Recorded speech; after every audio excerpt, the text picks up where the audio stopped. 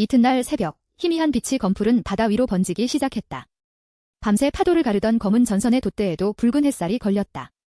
뱃머리의 선태명은 멀리 모습을 드러낸 필성의 항구를 바라보았다. 긴 항해 끝에 마침내 닿은 땅이었다. 그의 곁에는 스승명돈의 모습으로 변장한 지혜낭자가 조용히 서 있었다. 배가 물살을 밀어내며 항구로 들어가자 해변에서 피어오른 짙은 연기가 아침 하늘로 길게 뻗었다. 그날 필성의 해변에서는 보기 드문 큰 제사가 열리고 있었다.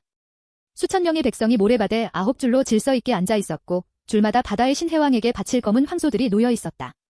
제관들이 제물을 올리고 황소의 널쩍 다리뼈를 불태우자 고소한 냄새와 뜨거운 연기가 바닷바람을 타고 퍼졌다. 사람들은 구운 제물을 나누며 해왕이 항구와 배들을 지켜주기를 빌었다.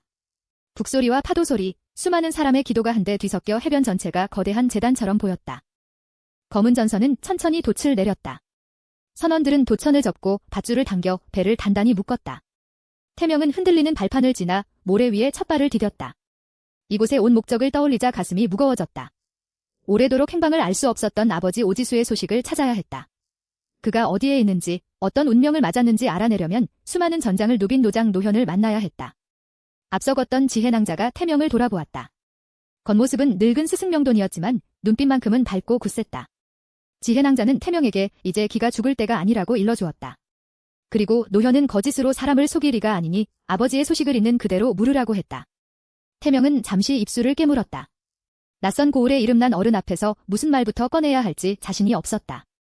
그는 자신에게는 말재주도 지혜도 부족하다고 털어놓았다. 그러자 지혜낭자는 잔잔히 웃었다. 사람은 모든 말을 태어날 때부터 알고 나오는 것이 아니며 진심으로 길을 구하는 이에게는 신들의 가호가 필요한 말을 내려준다고 했다. 태명은 그 말을 듣고 천천히 숨을 골랐다. 두려움이 완전히 사라진 것은 아니었지만 혼자가 아니라는 사실이 발걸음을 가볍게 했다. 그는 어깨를 펴고 지혜낭자와 함께 제사가 열리는 연회석으로 향했다. 두 나그네가 사람들 사이를 지나자 상석의 모습이 보였다. 부드러운 양털 가죽이 깔린 자리 한가운데에 백발의 노현이 여러 아들과 함께 앉아 있었다. 오랜 세월 전장을 누빈 노장이었지만 눈빛에는 아직 힘이 남아 있었다. 주변에서는 일꾼들이 고기를 굽고 긴 꼬챙이를 불 위에서 돌렸으며 시종들은 술이 담긴 항아리를 부지런히 날랐다. 태명은 바로 저 노인이 아버지의 지난날을 알고 있을지도 모른다고 생각했다. 필성 사람들은 낯선 두 사람을 경계하지 않았다. 먼 바다를 건너온 손님이라며 다가와 손을 잡고 피곤할 테니 어서 앉으라고 권했다.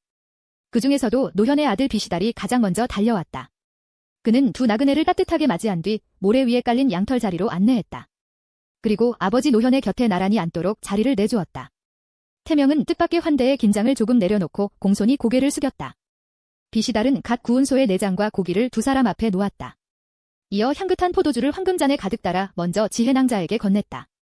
그는 먼 길을 온 귀한 손님에게 해왕을 위한 첫 기도를 부탁했다. 바다의 은혜 없이는 누구도 살아갈 수 없으니 예법에 따라 먼저 신에게 감사를 올리고 젊은 동행에게도 잔을 건네 함께 축원해 달라는 청이었다. 변장한 지혜낭자는 그가 나이와 손님을 헤아려 예를 갖추는 모습을 기쁘게 바라보았다. 지혜낭자는 황금잔을 두 손으로 받쳐 들고 바다를 향했다. 그는 해왕이 노현과 그의 아들들에게 영광을 내리고 정성껏 제사를 준비한 필성의 모든 백성에게 풍요와 평안을 베풀어 주기를 빌었다. 이어 검은 전선을 타고 먼 길을 온 태명이 자신의 큰 뜻을 이루고 무사히 고향으로 돌아가게 해달라고 간절히 기도했다. 짧고 또렷한 기도가 끝나자 주변의 소란도 잠시 잦아든 듯했다. 태명은 자신을 위한 축원을 들으며 굳게 닫혀있던 마음에 작은 용기가 피어나는 것을 느꼈다. 지혜낭자는 잔을 태명에게 건넸다. 태명도 황금잔을 들어 조상들의 가호를 빌었다. 아버지의 진실을 마주할 힘과 어떤 대답을 듣더라도 물러서지 않을 용기를 달라고 마음속으로 청했다. 기도를 마친 뒤에는 모두가 잘 구운 황소고기와 포도주를 나누었다.